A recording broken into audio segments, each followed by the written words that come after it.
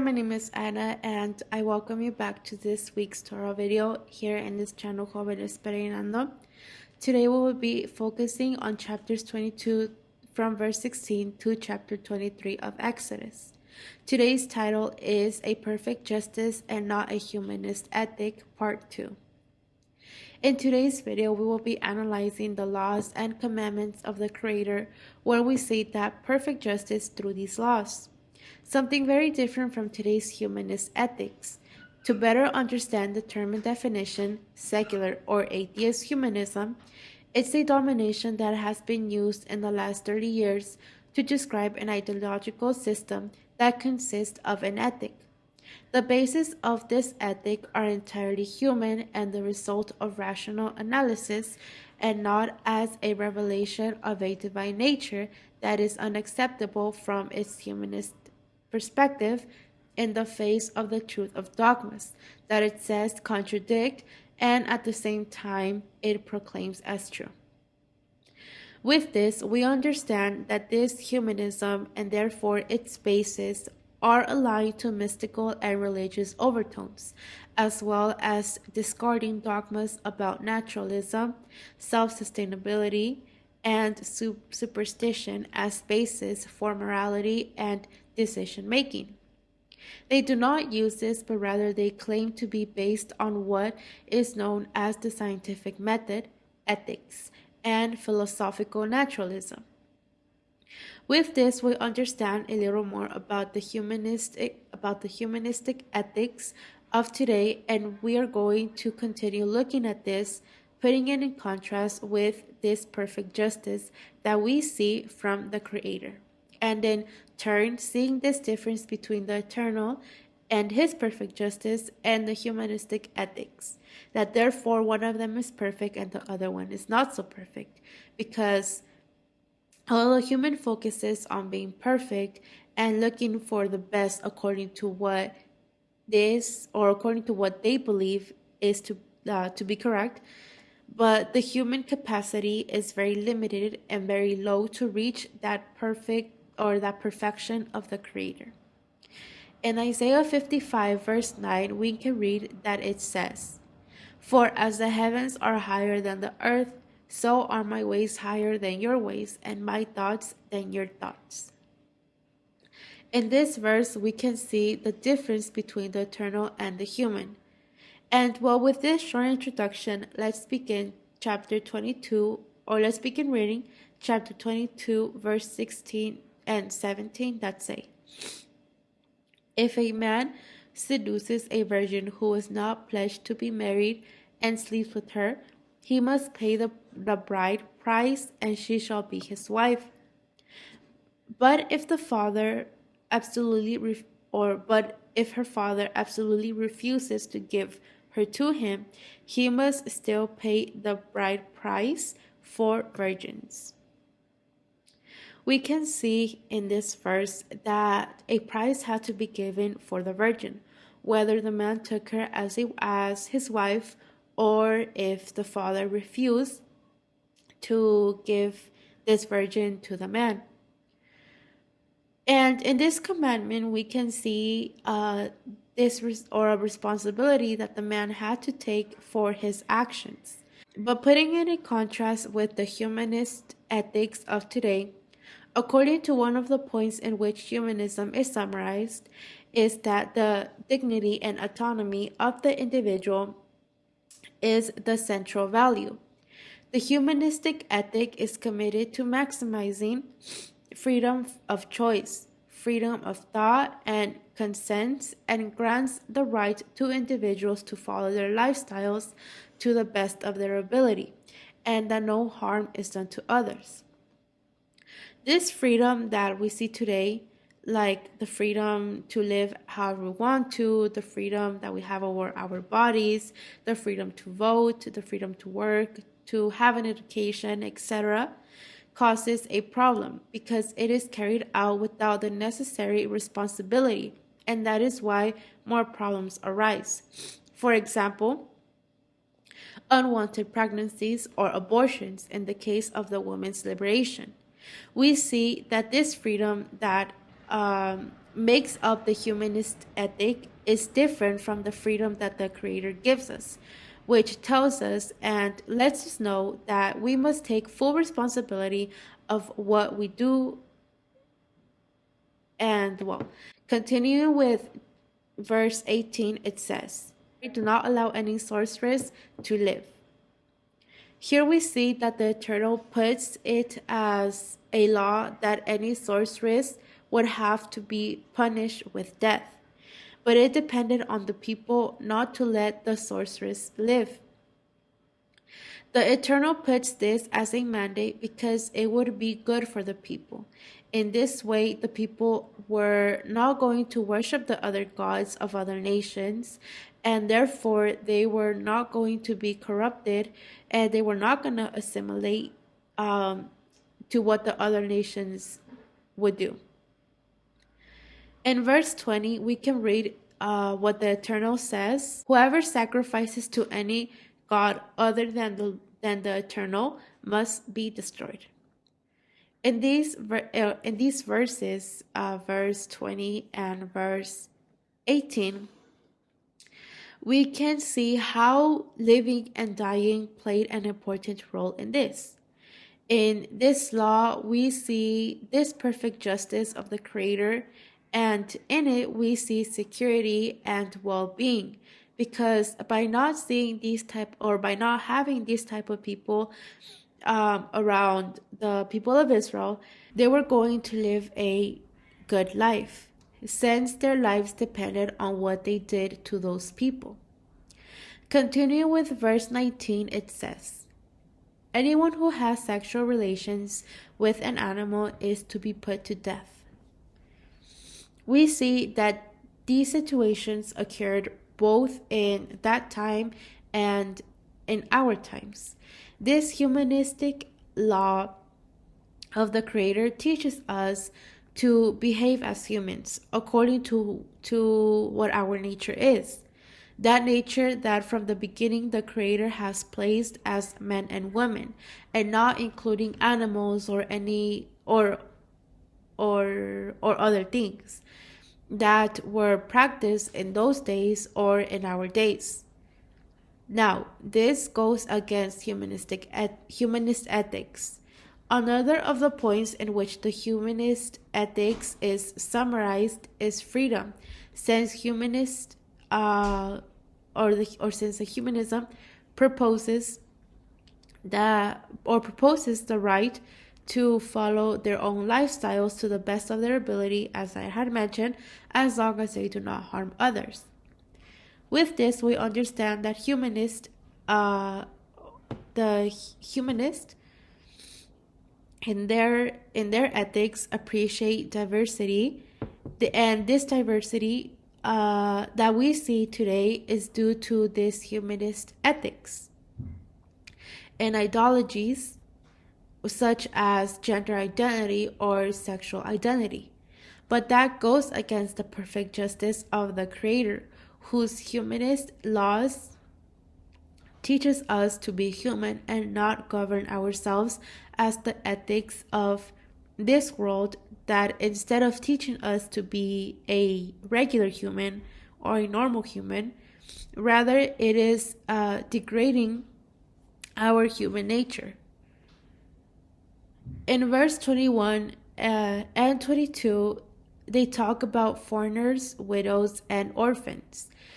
We can see in these verses that these people, they were more susceptible to deception or to grief because of their state.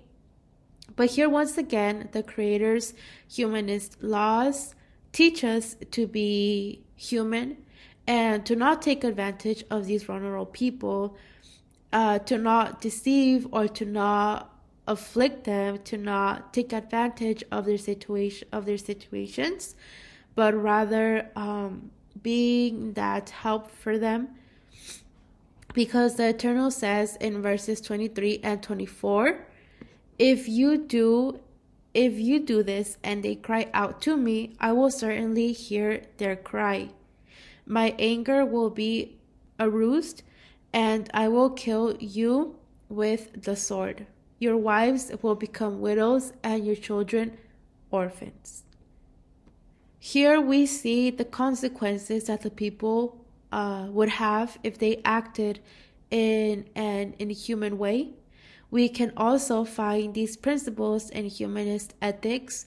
One of the points in which it is summarized is the human being cannot be treated as mere objects for our own satisfaction, and that people should be considered as worthy of equal consideration with ourselves. Humanists maintain, or the humanism maintains, that each and every one of the individuals must be treated humanly or humanely. They accept what is known as the golden rule of treating others like oneself or as oneself. They also accept, for the same reason, the mandate to receive the foreigner, accepting their differences, and this is one of the principles of humanism. In verse 25, it is mentioned about loans, where it teaches us to be human when we lend without falling into indifference to the person who we are lending to, or without being indifferent to their need, because as we read in verse, or as we're going to read in verse 25 to 27, that it says, "If you lend money to one of my people among you who is needy, do not treat it like a business deal. Charge no interest. If you take your neighbor's cloak as a pledge, return it by sunset, because the cloak is the only thing covering your neighbor's has. What else can they sleep in? When they cry out to me, I will hear them, for I am compassionate." We can apply, and here we can see what the Eternal ordered for the people to Israel to do when they would lend something to a person. And we can apply this same principle in our days, to not be indifferent when lending to another person, whether it's money, whether they're objects, whatever it is. We should not be indifferent, or we should not be indifferent because of their need. Continuing with verses 28, it says, "Do not blaspheme Elohim or curse the ruler of your people." These authorities of the time were placed by the Creator, as we see in the history of the people of Israel. The Eternal put judges and elders for the people, and all of these judges and elders had to meet certain important characteristics to become judges or principals before the people. These people had to be respected. The people could not rise up against their authorities that the Creator had placed in their time. And something that we see in our days is that in our days this changes, because now the authorities not only are they set by human, but also we see that the people nowadays rise up or rebel against their own authorities that are put by the men. In this, we see the perfect justice of the Creator that is different from humanist ethics and humanism. Because here it is telling us not to rise up against the authorities, but as I had mentioned, it is seen nowadays. This of rising up against our authorities or rebelling against our authorities is seen as something normal. Humanism says that human problems must be solved by human beings themselves, and this foundation can be found in the ideas of classical Greek philosophers. These ideas were later censored by the Catholic Church during the Middle Ages and reappeared in the Renaissance era of the 14th and 16th to the 16th centuries. And later, during the 18th century, in the Enlightenment, it is where we see the opposite of what the Creator forbids here. With the development of science, philosophers began to criticize the authority of religions to rise up against the authority of their time and to engage with what is known nowadays as free thought, contrary to what the Creator established. But as I said, nowadays all of this is viewed as normal or as something that can be done, that we have that freedom to express ourselves. But as we can see in this verse, this is something that the Creator had forbidden for us to do. And continuing with verses 29 through 30, it talks about the next law that we find in this chapter. This has to do with punctuality in delivering what belongs to the Creator, which in that time it was the firstborn animals or first fruits, and among other things. Today in our days, the service changes, but it leaves us the same principle of punctuality to deliver what belongs to the Creator. This teaches us to be responsible, punctual, and better humans. This is why from there we see the term that this type of law belongs to the humanistic law of the Creator, something very different from humanistic ethics. And well, the last verse of this chapter says, "You are to be my holy people, so do not eat the meat of an animal torn by wild beasts. Throw it to the dogs." The humanistic law of the Creator, here it teaches us that as humans we should not eat anything just because it has life. As it is believed in the world, or as it is said in the world, that you could eat any sort of type of animal you want because it has life. Here it teaches us to have order in what we eat, to eat with intelligence, and to not just eat because we want to eat. And in Leviticus 11, the Eternal gave laws about what can be eaten and what cannot. And in this chapter 11 of Leviticus, we could find the animals that can be eaten, for example, the non-kosher animals and the kosher animals. In chapter 23, we are going to see the following laws that have to do with perfect justice, with being impartial with all the senses, so that it is carried out correctly. Continuing with verses 1 through 4 and 6 through 8, they say, "Do not spread false reports. Do not help a guilty person by being a malicious. Do not spread false reports. Do not help a guilty person by being a malicious witness. Do not follow the crowd in doing wrong. When you give testimony in a lawsuit, do not pervert justice by siding with the crowd, and do not show favoritism to a poor person in a lawsuit. Do not deny justice to your poor people in their lawsuits, having nothing to do with a false charge, and do not put an innocent or honest person to death. For I will not acquit the guilty. Do not accept a bribe, for a bribe blinds those who see and twist the words of the innocent." In these laws of the Creator, we can see this perfect justice once again of impartiality and just judgment.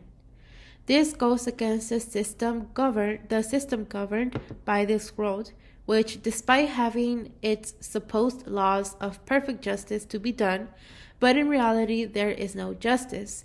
All we can find in this humanist ethics, um, all we can find in these are lies, they're frauds, injustice, and all this goes against what we have just read. We can see that this of bribery, fraud, and lies is unfortunately typical of our condition as humans. But although the laws of the Creator it teaches us to remove ourselves from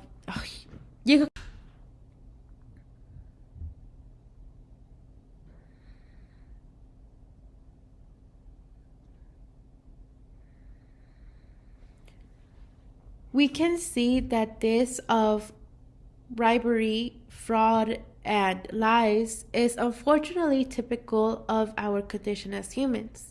But through the laws of the Creator, it teaches us and it helps us remove ourselves from that human condition. It teaches us to be better humans who impart perfect justice, um, and it also teaches us to be those humans who are honest, who are fair, who are humans or act as humans in a way that the Eternal wants us to act as humans, being impartial in all aspects. Verse 5 says, "If you see the donkey of someone who hates you fallen down under its load, do not leave it there. Be sure you help them with it." This law that we read in this verse is part of this set of humanitarian laws, but it is different from today's humanism or today's humanistic ethics, because today's humanism, despite the fact that it considers this in its humanistic ethics, because humanists believe that empathy, good disposition, and correction or care or careful treatment are essential for ethical conduct. But despite the fact that they consider it within their ethics, one of the points in which it is summarized is very different, because this applies, or here in this verse we could see that this not only does it apply to the people who we may like, but it also applies to those who could be considered, or as it says in this verse, to the people that could hate us. And well, Yeshua himself teaches us to love our enemies. This love does not refer to a feeling or an emotion that we may feel towards that person, but this love, it's the love of the Torah, which is based on our actions, that teaches us to be human, because the human being tends to be good only to those whom they like, but not to those whom they hate or whom they're hated by. But in this perfect justice of the Creator, we can find that we should not be like those people, but rather we should be equal with everyone. Continue with verse 10 and 11. It says, "For 6 years you are to sow your fields and harvest the crops, but during the 7th year let the land lie unplowed and unused. Then the poor among your people may get food from it, and the wild animals may eat what is left. Do the same with your vineyard and your olive grove." In this type of law, we can see that not only the Creator's laws are for us as humans, but they're also for us to apply it to the Creator's nature, and thus be better at taking care of it. Something that unfortunately now in nowadays the human being does not try this. In these verses, we can also read that it talks about Shabbos, which is translated as rest. And likewise, here it teaches us to be human beings who rest on the seventh day of the week, just as the Eternal rested on the seventh day when he created everything. And this theme about Shabbos, it goes against the day Sunday, understanding it as the other part of this perfect justice, because Sunday was instituted by men, and specifically the Roman Emperor Constantine I. On March 7 of 321, he established Sunday as a day of rest, calling it the day of the sun. Verses 14 to 19, it talks about the festivities of the Eternal. In these verses, we see that only 3 festivities are mentioned, and these are part of the perfect justice of the Creator, because they not only are they festivities, but they are also laws. They are festivities of testimony. And the 3 festivities that are mentioned in these verses are Matzot, Sukkot, and Shavuot. And these are the pilgrimage festivities, because they were the only 3 dates that Israel traveled to the place that the Creator told them to travel to. Here we see this difference again with these festivities established by the Creator that contribute to our learning life.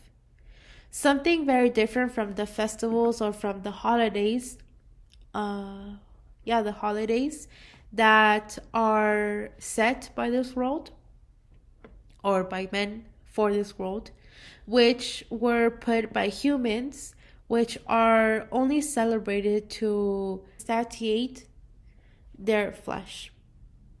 From verses 18 to 19 come additional instructions on how to offer to the Creator what is required in those festivals, with sacrifices or first fruits. These verses contain instructions not to offer leavened bread in a sacrifice, not to keep the fat of the animal that had been sacrificed until the next morning, not to give the Eternal the first to give the Eternal the first fruits,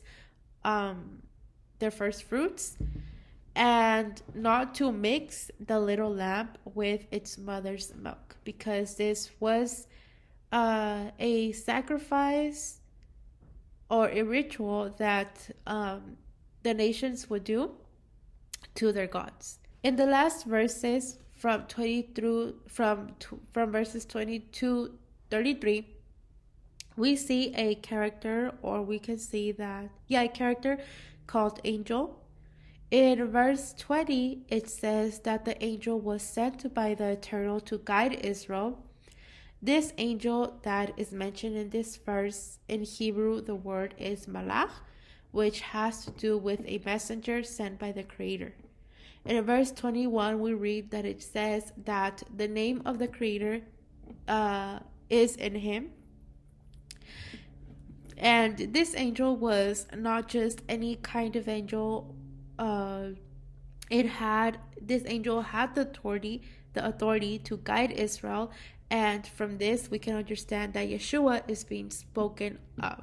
For in various passages of the Torah, Yeshua is mentioned in prophetic shadows that later on, when Yeshua comes to this world, he comes to fulfill with these prophetic shadows. Also, in this verse, we see that the mandate is to hear his voice.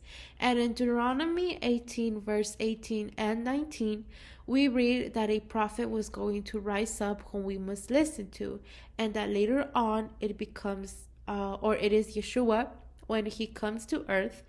And even in Yeshua's baptism, the Eternal reveals that he is the beloved Son, and that the people should listen to him. In these verses, we read that it tells us not to be rebellious. And even in Hebrews 10:26, verse 26 to 31, it tells us, "For if we go on sinning deliberately after receiving the knowledge of the truth, there no longer remains a sacrifice for sins, but a fearful expectation of judgment and a fury of fire that will consume the adversaries. Anyone who has set aside the laws of Moses dies without mercy on the evidence of two or three witnesses. How much worse punishment do you think will be deserved by the one who was trampled underfoot the son of Elohim, and has profaned the blood of the covenant by which he was sanctified? Sorry. And has outraged the Spirit of grace? For we know him who said, Vengeance is mine, I will repay, and again the Eternal will judge his people." After this, we see that all this has to do with the perfect justice of the Creator. Although it is not a law as such, but it is an instruction that comes from the Creator, who says, "Listen to his voice." And this is the perfect justice in listening to Yeshua. And lastly, with all of these verses that we have just read, but specifically focusing on the last verses of this chapter 23, we can see, or we can see and we can understand that if we obey and listen to his voice, Yeshua's voice, and or if otherwise we don't listen and we disobey and we rebel against Yeshua, then we will have a result according to the action that we made. At that time of the people, in the time of the people of Israel, this result was going to be related to the two aspects of their life, in the production of their lands, when they had wars, possibly their children, etc. For the Creator was going to be on their side, and everything would be fine in their lives as long as they obeyed. We can also understand this as, if we are obedient, if we listen to the voice of Yeshua, if we do not rebel against Yeshua, then the Eternal will be there with us all the time, as long as we are committed to being those children of the Eternal, who are obedient to the Eternal and who do not profane themselves and who do not assimilate to what the world does. Lastly, we can see in these verses that the Eternal prohibits alliances and assimilation with the other pagan nations around them. And this also teaches us that we should also be independent and not have alliances with the world. And well, this is all for today's video. Thank you very much for your time. If you have any comments, you can leave them down in the comment section down below. And if you like this video, please give us a like. And we will see you in the next video.